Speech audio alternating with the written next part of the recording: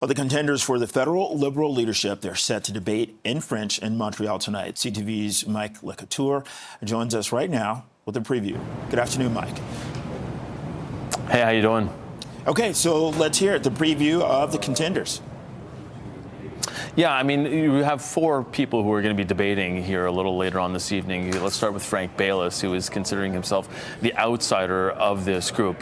Does not have a seat in Parliament right now. He did at one point in time with the Liberals, but really trying to position himself as the businessman of the group who can take on that other businessman, Donald Trump. He's been doing a number of interviews, and he says he does have some momentum going into this. Then there's the three others who have, are basically seen as the front runners for right now. You have Karina Gould, who has been the government leader in the House of Commons. You have Chrystia Freeland, who is the former Deputy Prime Minister and former Finance Minister, and of course, the former Governor of the Bank of Canada and Bank of England, Mark Carney.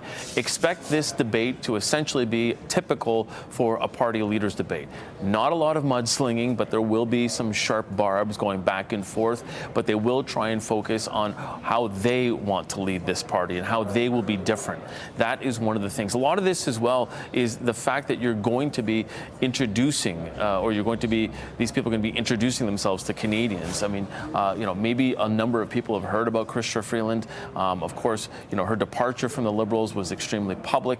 Maybe some people have known about Mark Carney as well. But getting to know them as a person and how they would be as a leader, that is certainly what every one of these is hoping to do, not only tonight in French, but tomorrow in English as well, and sketching out exactly what they would do, not only as Liberal leader, but let's not forget, whoever wins this race becomes Prime Minister of Canada for however long until the government falls. So that is why it is so critical as well. But before they go into Parliament, they do have to win the hearts and minds of Liberals across the country.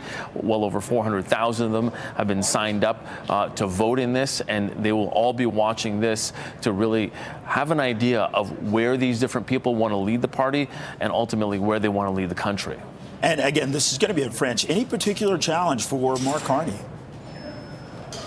Yeah, this is something that his team has already said that he is basically immersing himself in French, has been doing that for the last number of days, at least the last 72 hours. He has been in Montreal, and people from his team are telling me that essentially he has really sort of locked it down and made sure that anybody who is speaking to him in English, that he responds in French.